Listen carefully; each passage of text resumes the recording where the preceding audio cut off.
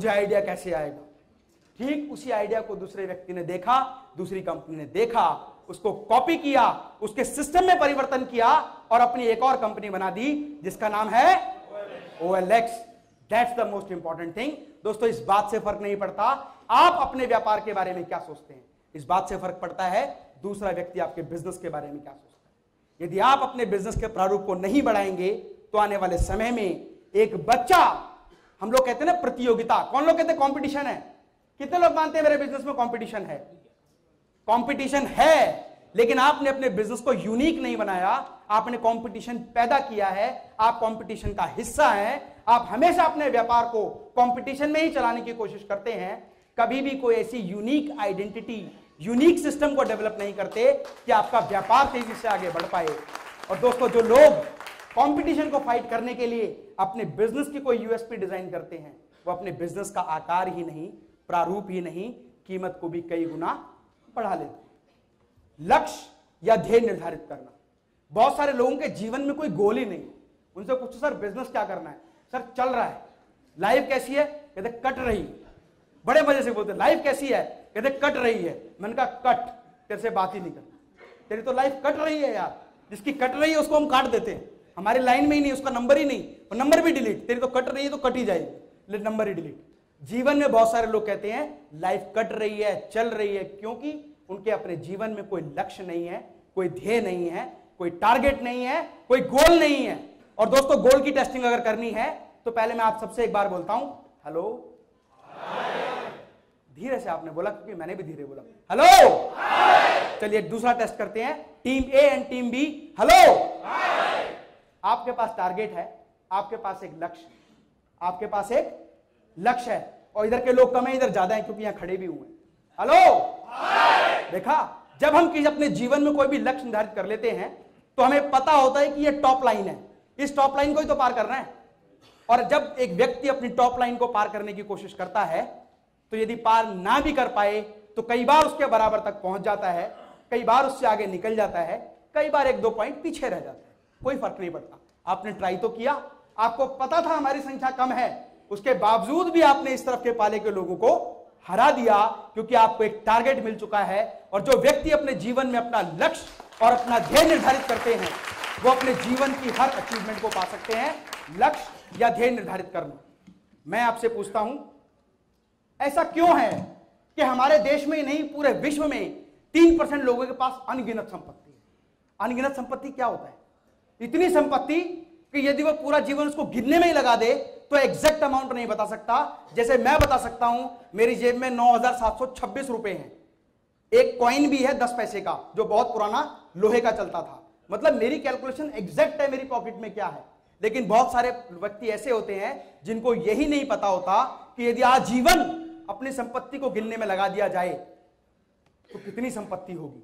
लेकिन 10% लोगों के पास बहुत अधिक संपत्ति है। बहुत अधिक का मतलब क्या है कि इतनी संपत्ति है कि जो वो अपने जीवन में करना चाहते हैं वो कर सकते हैं, जो पाना चाहते हैं वो पा सकते हैं, जो खरीदना चाहते हैं वो खरीद सकते हैं, लेकिन उनको रोज काम भी करना पड़ता है। आज मैं आपको मिलवाऊंगा ऐसे ट्रेनर से जो आपको बताएंगे कि काम करने पर कैसे इनकम होती है और काम ना करने पर इनकम कैसे होती है।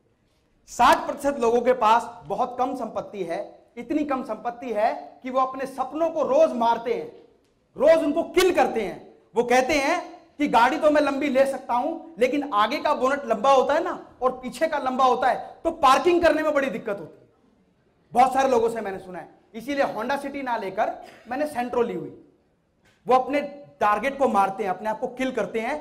उनके पास वो 60% लोग हैं जिनके पास बहुत कम संपत्ति है और 27% लोगों के पास बिल्कुल भी संपत्ति नहीं है। इसका मतलब उनको यही नहीं पता उनके जीवन में क्या होगा। रोज सुबह जब उठते हैं तो सिर्फ दोपहर का टारगेट होता है कि इतने पैसे तो कमा लूं कि दोपहर का भोजन मैं चला लूं, और दोपहर को खाना खाने के बाद सोचते हैं शाम का भोजन कमा लूं, और रोज सुबह उठकर अपनी साइकिल ऐसे ही चलाते हैं। और यदि कभी अचानक उनके पास पैसा आ जाए, पैसा मतलब 2,000 3,000, तो उनको टेंशन हो जाती है कि इसको खर्च कैसे करूं, उसकी पार्टी कैसे करूं। और कई बार तो वो 2-2 3 दिन फैक्ट्री में छुट्टी कर लेते हैं। हमें से बहुत सारे लोग बहुत सारे लेबर के साथ काम करते हैं।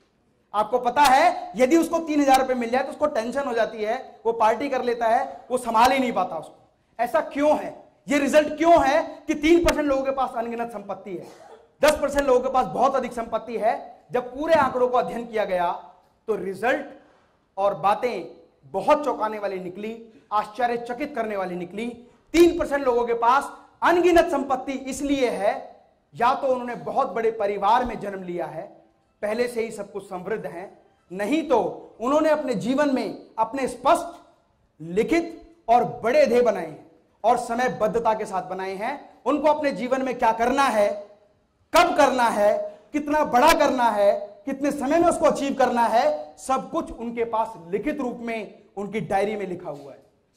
10% लोगों के पास बहुत अधिक संपत्ति है क्योंकि उनके ध्येय बिल्कुल स्पष्ट हैं।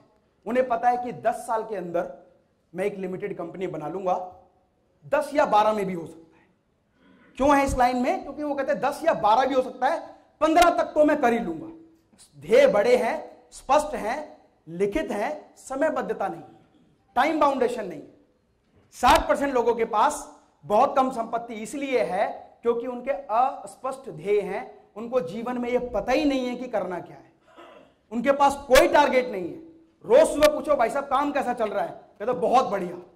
कहते क्या करते हो, कहते सुबह ऑफिस जाता हूं। मैंने कहा फिर, कह शाम को वापस आ जाता हूं। मैं रोज यही काम करता हूं, सुबह से लेकर शाम तक का मेरा यही ट्रैक है। सुबह जाता हूं, शाम को वापस आ जाता हूं, फिर सुबह चला जाता हूं। 27% लोगों के पास कोई भी स्पष्ट ध्येय क्या, उनके जीवन में उनको क्या चाहिए, उन्हें यही नहीं पता। उन्हें सिर्फ इतना पता है कि सुबह उठना है, दोपहर का भोजन कमाना है, दोपहर की जीविका कमानी है, शाम की जीविका करानी है, अगले दिन फिर कमानी है, एक्स्ट्रा कम गई तो खर्च कैसे करनी, उनके यही है। इसीलिए 27% जनसंख्या हमेशा गरीबी रेखा के नीचे रहती। लेकिन हम बहुत सारे समृद्ध लोग हैं, समृद्ध होने के बावजूद भी हम लोग 60% लोगों में आते हैं। मुझे ऐसा नहीं लगता कि यहां ऐसे भी लोग होंगे,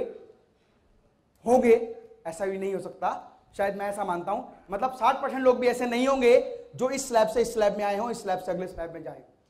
क्यों? क्योंकि उनके ध्येय लिखित, स्पष्ट और बड़े नहीं हैं। जो लोग अपने ध्येय लिखित और बड़े बनाते हैं वो उसको अचीव भी कर लेते हैं, बशर्ते आपको अपने अंदर खुद में विश्वास हो।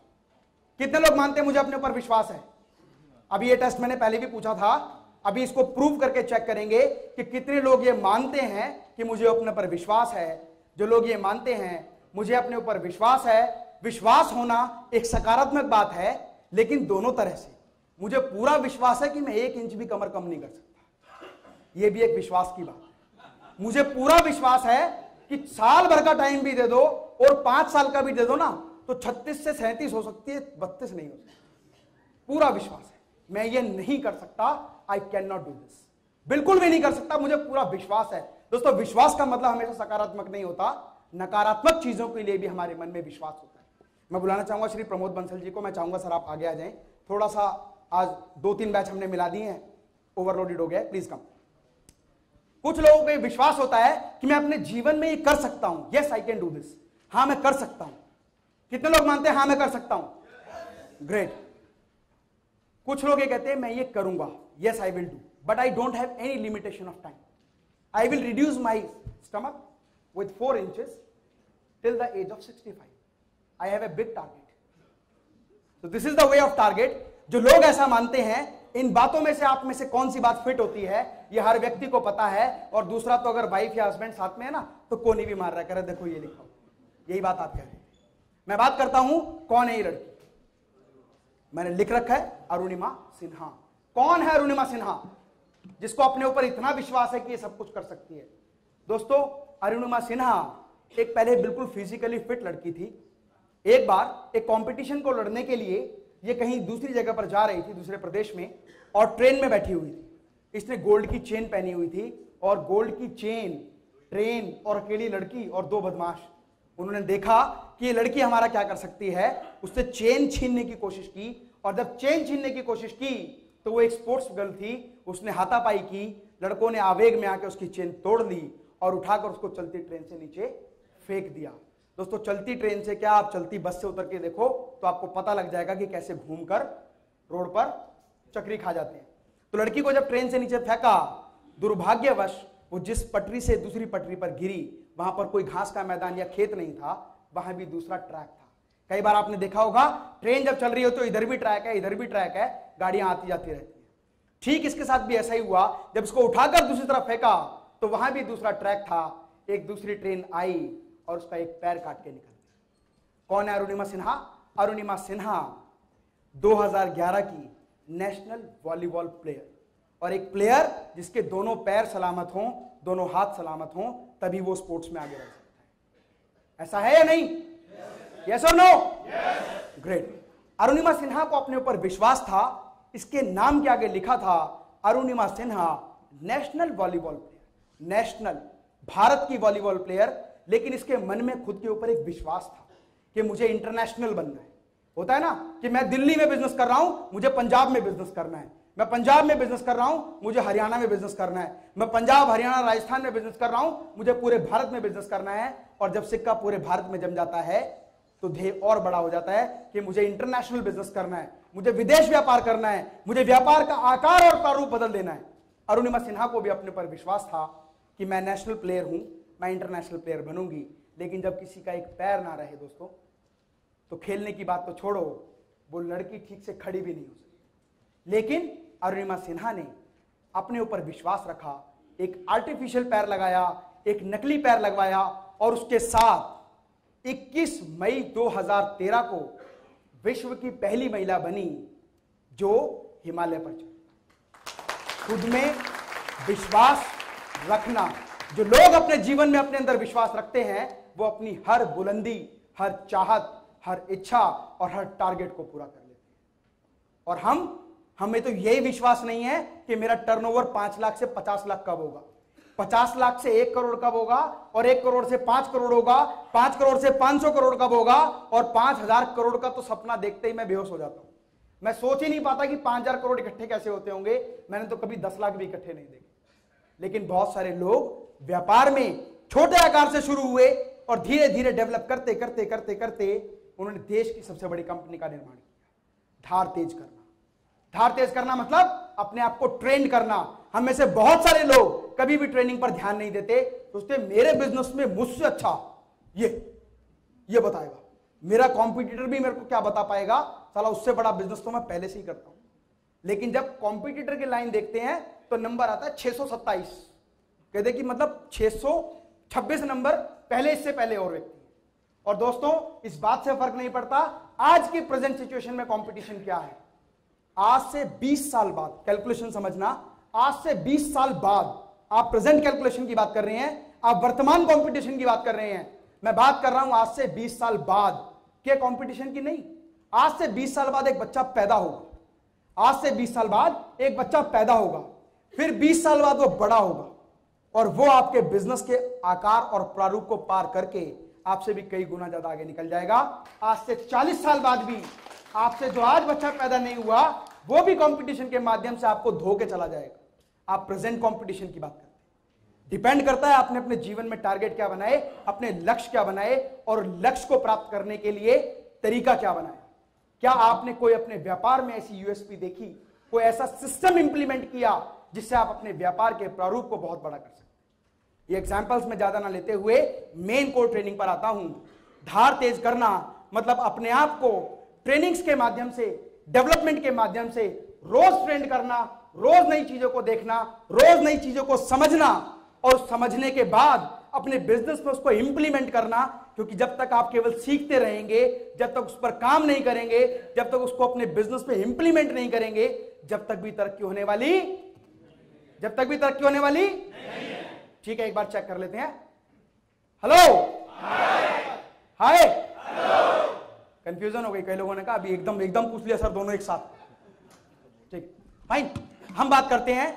आपको लगता होगा कि सर आप जो भी एग्जाम्पल देंगे ना बड़े बड़े लोगों के देंगे। बड़े बड़े लोग वो लोग जो बहुत बड़ी स्थिति हासिल कर चुके हैं या उनके जो टारगेट्स थे वो आसान होते चले गए, लोग अच्छे मिलते चले गए, इसलिए हो गया। मतलब मुझे लोग ही अच्छे नहीं मिलते, मेरा कॉम्पिटिटर हमेशा आगे निकल जाता है क्योंकि मेरा पार्टनर मेरा साथ नहीं देता, मेरे एम्प्लॉय मेरा साथ नहीं देते, इसीलिए दूसरा आदमी मुझसे आगे निकल जाता है। तो मैं बात करता हूं ऐसे व्यक्तियों की जो जीवन में आगे बढ़ने के लिए, जिन्होंने बहुत बड़े लक्ष्य और ध्येय बनाए और बनाने के साथ साथ उस पर काम करना शुरू किया। हम में से बहुत सारे लोगों के बहुत बड़े ध्येय हैं, बहुत बड़े लक्ष्य हैं, बहुत बड़े टारगेट हैं, लेकिन अचीव कैसे करना है इसके बारे में कोई ट्रैक नहीं है, कोई डेट नहीं है, कोई टाइम नहीं है कि मुझे कितने समय में क्या करना है।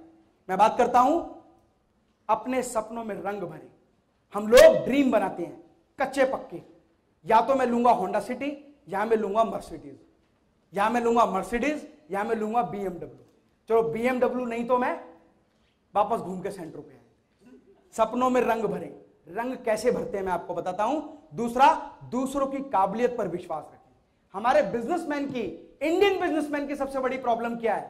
साला मैं ही एंट्री ठीक से कर सकता हूं, मैं ही कॉल बढ़िया रिसीव कर सकता हूं, मैं ही कैश अच्छे से गिन सकता हूं, मैं ही चेक पे साइन बढ़िया से कर सकता हूं, गाड़ी जाएगी तो मेरे सामने लोड होके जाएगी, माल आएगा तो मेरे सामने उतरेगा, स्टॉक चेक होगा तो मेरे सामने चेक होगा, चोरी ना हो जाए। श्री किशोर बियानी जी पूरे भारत में बिग बाजार चलाते हैं। आटा, दाल, चावल, चीनी, चना और कपड़े और बहुत सारी चीजें स्टॉक कंट्रोल के माध्यम से बेचते हैं। वो कभी भी गल्ले को चेक नहीं करते कि कितना कैश आएगा। मैं कहता अगर मैं गल्ले से हिला तो मेरा घाटा हो जाएगा, मेरा एम्प्लॉय चोरी करके निकल जाएगा, क्योंकि उनको पता ही नहीं कि सिस्टम क्या है, प्रोसेस क्या है, इंप्लीमेंट कैसे करना है। इसके बारे में मैं भी बात करूंगा। एक चीज मैं आपको बता दूं, सपनों में रंग भरना। ये सपनों में रंग भरना क्या है? आप परिस्थिति को नहीं बदल सकते, हम कभी भी परिस्थिति को चेंज नहीं कर सकते, केवल अपने आप में चेंज करके अपनी परिस्थिति को और बेहतर बना सकते। ये डिपेंड करता है आपके ऊपर, ये व्यक्ति कौन है। दोस्तों मैं कोई भी एग्जांपल आपको नहीं दूंगा रतन टाटा का, मैं कोई भी एग्जांपल नहीं दूंगा धीरूभाई अंबानी का, मैं कोई भी एग्जांपल नहीं दूंगा लक्ष्मी निवास मित्तल का। ये लोगों के एग्जांपल तो आपके पास भरे पड़े। आप घर जाके नेट खोलो, धड़ाधड़ एग्जांपल मिल जाएंगे। ट्रेनिंग्स देखो, हजारों ट्रेनिंग्स मिल जाएंगी। कौन है ये व्यक्ति? लिख रखा है कौन है ये व्यक्ति? गरीब कुम्हार का बेटा। और कुम्हार कौन होता है? घड़े बनाता है, मटके, दिए, ये चीजें बनाता है। क्या इनकम हो सकती है कुम्हार की? जितने का आप डीजल भरते हैं ना, उसको भी 10 से भाग कर दोगे तो इतनी इनकम होती है कुम्हार। एक गरीब कुम्हार का बेटा, इसका बाप जो इसको बर्तन बनाना सिखाता था, उनको पकाना सिखाता था। यह व्यक्ति कहां रहता था? भुज में, गुजरात में। गुजरात के भुज में सन 26 जनवरी सन 2001 में एक भूकंप आया। दोस्तों जब भूकंप आता है ना, तो बड़ी बड़ी बिल्डिंग तहस-नहस हो जाती है। बिल्डिंग तहस-नहस हो गई तो बहुत बड़ी संपत्ति का नुकसान हो गया, लेकिन एक कुम्हार की झोपड़ी टूट गई ना, उसके लिए भी उतना ही बड़ा नुकसान है जितना एक बिल्डिंग के मालिक की बिल्डिंग ढह जाए, क्योंकि उसके लिए वही एक बिल्डिंग है। 2006 में ये बच्चा, इसके यहां पर भूकंप आया और सारी संपत्ति समाप्त हो गई, मतलब झोपड़ी खत्म हो गई, बर्तन टूट गए, ईंटें गिर गई, मटके फूट गए, दिए टूट गए, गिलास टूट गए, सुराइयां टूट गई, इसकी तो संपत्ति खत्म हो। लेकिन किसी भी व्यक्ति को एक बार यदि एक सपना, या तो वो अपने जीवन में खुद पैदा कर दे, या कोई दूसरा व्यक्ति उसको एक सपना दे दे कि बेटा आप अपने जीवन में ये कर सकते हैं। और दोस्तों जितने भी यहां पर ट्रेनर और टीचर्स हैं मेरे साथ में, उन सबका मैं सम्मान करता हूं। उनको पता है कि टीचर ही एक विद्यार्थी को एक सपना देता है कि बेटा तू आईएएस ऑफिसर बनेगा, तू एसएचओ बनेगा, तू पीएसओ बनेगा, तू ये बनेगा, तू डॉक्टर बनेगा, तू इंजीनियर बनेगा। ऐसे ही कोई गरीब व्यक्ति को भी सपना दे जाता है, तू तो बेटा बहुत अमीर आदमी बनेगा। अब उसे नहीं पता अमीर क्या।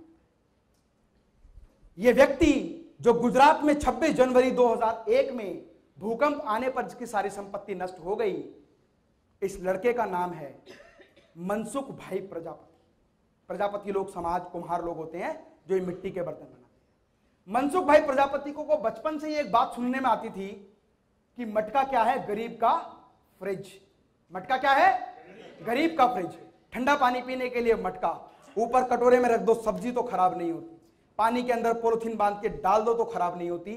ठंडा पानी करना है तो गिलास का मटका, ये मटका, सुराही, कटोरी। लेकिन इसके मन में एक ही चीज घुसती रहती थी, गरीब का फ्रिज, गरीब का फ्रिज, गरीब का फ्रिज, गरीब का फ्रिज। और इसी लाइन को उसने अपना एक टारगेट बना लिया, कुछ तो ऐसा करूं कि गरीब का फ्रिज बना। इसने उसी मिट्टी का प्रारूप बदला। इसने साइंस को स्टडी किया कि जब हवा ब्लो होती है तो कैसे हवा आती है और कहां से निकल जाए, कैसे मैं उसमें होल बनाऊं, कैसे मैं उसमें डिजाइन बनाऊं कि मैं एक गरीब का फ्रिज बनाऊं। और इस व्यक्ति ने मिट्टी के जो गोल मटके बनाए जाते थे, उससे एक चकोर मटका बनाया, उसको डिजाइन दिया फ्रिज का, उसको बनाया कि ये गरीबों का फ्रिज है। और हम जैसे लोग जब देखने लगे कहेंगे ये क्या गरीब का फ्रिज। बेटा चकोर बनाने से फ्रिज नहीं बनता, कंप्रेसर लगता है, गैस लगती है उसमें, पावर प्लग लगता है, स्विच लगता है, तब फ्रिज बनता है। उसने कहा नहीं ये गरीब का फ्रिज है। धीरे धीरे उस पर डेवलपमेंट करना शुरू किया, अच्छे से उसको स्टडी करना शुरू किया, और Indian innovation foundation of India एक ऐसी संस्था है, आप लिख लें, Indian innovation foundation of India एक ऐसी संस्था है। आपके पास कोई भी आइडिया हो, यदि आप आइडिया को ठीक करना चाहते हैं, उसको टेस्ट करना चाहते हैं, उसको चेक करना चाहते हैं, तो आप वहां जाएं। आपको स्पॉन्सर भी मिलेंगे, आपको लोग भी मिलेंगे। एक बार उनको ये समझ में आ जाए कि इस आइडिया में दम है। इस व्यक्ति ने मिट्टी का फ्रिज बनाया और अपने शहर में धड़ धड़ टोकरे खाई कि सर मिट्टी का फ्रिज। उन्होंने कहा मटका चकोर बनाने से फ्रिज नहीं बनता। लेकिन इसने और डेवलपमेंट किया, डेवलपमेंट करते करते वो फ्रिज इंटरनेशनल लेवल पर अप्रूव हो गया। हमारे देश के एपीजे अब्दुल कलाम जी ने उसको एक गिफ्ट, इस लड़के ने उनको गिफ्ट दिया। गिफ्ट देने के बाद एक मिट्टी का फ्रिज गिफ्ट दिया, और मिट्टी के फ्रिज का जब टेस्ट किया गया, यूएसए की लेबोरेटरी में भेजा गया, तो उन्होंने कहा यह वास्तविकता में ऐसा फ्रिज है जो बिना बिजली के चलता है। और 5वां नेशनल अवार्ड सन 2009 में 18/11/2009 में बहुत सारी कंपनीज ने और गवर्नमेंट ने इसको स्पॉन्सर किया। और ये व्यक्ति जो कभी एक छोटा सा, क्या नाम बताया मैंने, क्या बताया था असली नाम, मनसुख भाई प्रजापति। मनसुख भाई प्रजापति बन गए सीईओ ऑफ मिट्टी कूल। और आप अब घर जाके एक होमवर्क करना, गूगल खोलना, अपना नाम टाइप करना। कितने साल से फेसबुक यूज कर रहे हैं? जब से आया है तभी से। जब मेरे दोस्त ने डाला तो मैंने भी डाल दिया, मैंने भी एप्लीकेशन डाउनलोड कर लिया, है ना। घर जाके अपना नाम सर्च करना और 5 फोटो दिखा देना अपने नाम की, देख लेना कि गूगल में आपको कहां देखा जाता है। दोस्तों 5 फोटो, सिर्फ जो फेसबुक प्रोफाइल है ना वो भी दिखेगी। हो सकता है 4थे पेज पर, 5वें पेज पर या 10वें पेज पर, और हो सकता है 26-27वें पेज पर मनसुख भाई प्रजापति डालना या मिट्टी कूल डालना। वर्ल्ड के जितने भी अवार्ड्स ये व्यक्ति ले सकता था, इसने हर वो अवार्ड लिए। मिट्टी कूल के नाम से आज यूएस में सबसे ज्यादा बिकने वाला बिना इलेक्ट्रिसिटी का फ्रिज जो है वो मिट्टी कूल भी। अपने सपनों में रंग भरना। हो सकता है आपके जीवन की कोई भी एक लाइन, कोई भी एक बात आपके जीवन में, आपके बिजनेस के आकार को इतने बड़े स्तर पर ले जाए कि आप अपने हिंदुस्तान की सबसे बड़ी कंपनी बन जाए। अगला सिद्धांत, दूसरों की काबिलियत पे विश्वास रखना। यह सबसे बड़ी प्रॉब्लम है हमें इंडियंस के साथ, और खासकर दिल्ली वालों के साथ। मैं आपसे एक सवाल पूछता हूं, अच्छा पंजाब के लोग कैसे होते हैं? अरे पंजाब के तो बोल दो, पंजाब के लोग कैसे होते हैं? दिल वाले। क्या बात है, पंजाब के लोग दिल वाले होते हैं। बनिए कैसे होते हैं? मुझे पता था यही बोलोगे। नहीं, मुझे पता था यही बोलेंगे। अभी सब मान लेंगे इस बात को। हमारे देश में जितने भी यज्ञ, जितने भी धर्मस्थल, जितने भी तीर्थ स्थल, जितने भी बड़े बड़े काम, जितने भी बड़े बड़े धर्मशालाएं, जितने भी बड़े बड़े मंदिर हैं, उसमें से 98% बनियों ने बनाए।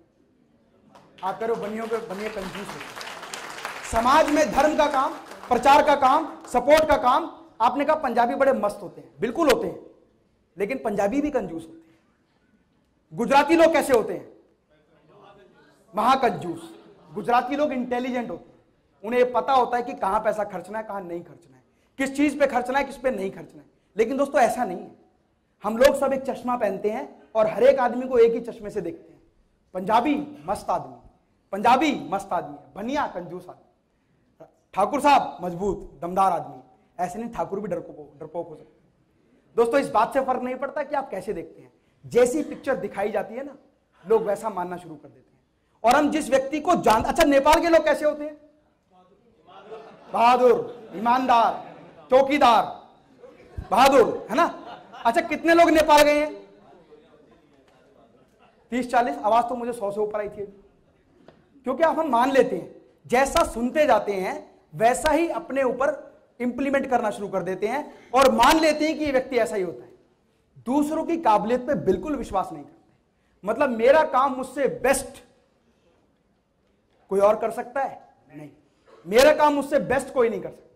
यही सोचते हैं हमेशा अपने जीवन में कि मैं सबसे बेस्ट स्टॉक को कैलकुलेट कर सकता हूं, मैं अपने पैसे को सबसे बेस्ट इस्तेमाल कर सकता हूं, मैं अपने पैसे का यूटिलाइजेशन से बेस्ट कर सकता हूं, मैं अपने पैसे को सबसे बेस्ट जगह इन्वेस्ट कर सकता हूं, मैं अपने बिजनेस में अगर हूं तो बेस्ट है, अगर नहीं हूं तो बेस्ट नहीं रहेगा। बहुत सारे लोग ऐसा मानते हैं। बहुत सारे लोग कहते हैं सर मैं होता हूं ना, हिंदी लैंग्वेज बोलते हैं, मैं होता तो 19 चलता है, नहीं तो 18 हो जाता है। मैं होता हूं तो 19 की जगह, नहीं 19-21 बोलते हैं ना, सॉरी, मैं चलता हूं, मैं होता हूं तो 21 चलता है और कोई और चलाता है तो 19 हो जाता है। मैंने कहा सर 19 ही चलाओ, लेकिन 19 के बहुत सारे लोग बनाओ, 19 ही चलाओ, 19 भी छोड़ो 15 चलाओ, लेकिन 15-15 चलाने वाले 10 आउटलेट बनाओ, 150 चलेगा। आप 19 और 20 दो की लड़ाई कर रहे हैं, मैं 15 से लेकर 150 की लड़ाई कर रहा हूं।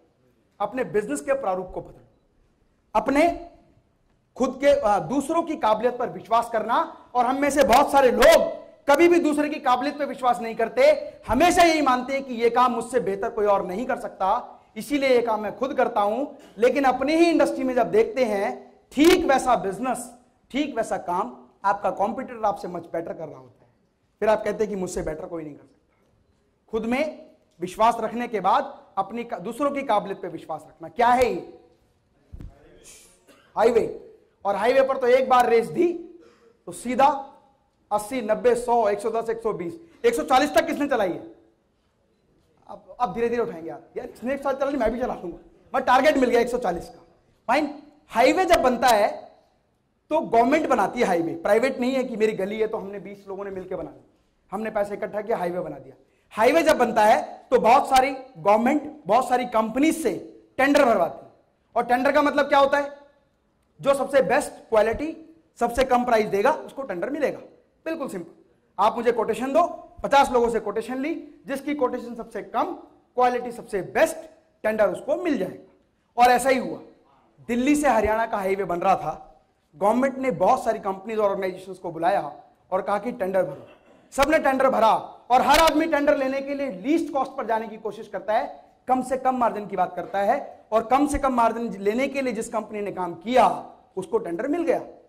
लेकिन जब बनाना शुरू किया तो पता लगा कि कॉस्ट तो और ज्यादा आ रही है। क्यों? जब बनाना शुरू किया तो क्या निकला? दिल्ली रोहतक हाईवे, अपनी बात कर रहा हूं, यहीं की, यहां से रोहतक का हाईवे। उस हाईवे को बनाते समय जब बनाते चले गए, आगे जाके बहुत बड़ी चट्टान आ गई। बहुत बड़ी चट्टान का मतलब अगर जेसीबी और क्रेन्स लगाएंगे तो 100 से ऊपर क्रेन लग जाएंगी, जेसीबी लग जाएंगी, तब जाके वो टूटेगी। अब कंपनी को टेंशन हो गई कि यार इतनी बड़ी चट्टान के ऊपर से क्या क्या कर सकते हैं हम, चले देखते हैं किसको किस पे विश्वास है, क्या क्या ऑप्शन हो सकती है। Very good. सबसे किसने बताया? फ्लाईओवर। Super, great. फ्लाईओवर यहां से, लेकिन फ्लाईओवर ना कभी भी ऐसे नहीं बनता, गाड़ी यूं गई, यूं फ्लाईओवर बनाया और यूं उतार के फिर आगे। नहीं नहीं नहीं, समझो बात को यार, आप लोग फोटो दिखी हुई है। फ्लाईओवर कैसे बनेगा? 1 किलोमीटर पहले से रेंज बढ़ेगी, फिर वहां तक पहुंचेगी, फिर 1 किलोमीटर तक चलेगी। दोस्तों जब टेंडर भरते हैं ना तो कॉस्ट बहुत लीस्ट होती है। 1 किलोमीटर तक रोड दोबारा भरपाई करके मिट्टी चढ़ा के ऊपर बनाना है और फिर उतारना भी। कंपनी ने कहा लॉस। दूसरे लोगों को बुलाया, क्या बताया?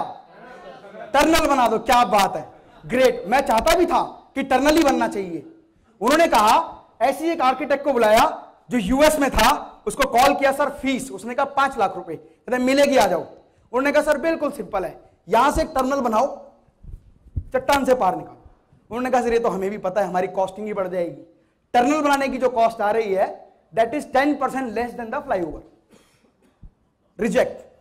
फिर एक व्यक्ति और मिला, अंडरपास वही टर्नल हो गया सर, अंडरपास बनाया। एक व्यक्ति मिला, वो बड़ा इंटेलिजेंट, उसने कहा सर एक काम करो, बाईपास भी छोड़ो, टर्नल भी छोड़ो, ऊपर से भी छोड़ो, यहां से रास्ता घुमाओ और यहां से निकाल दो।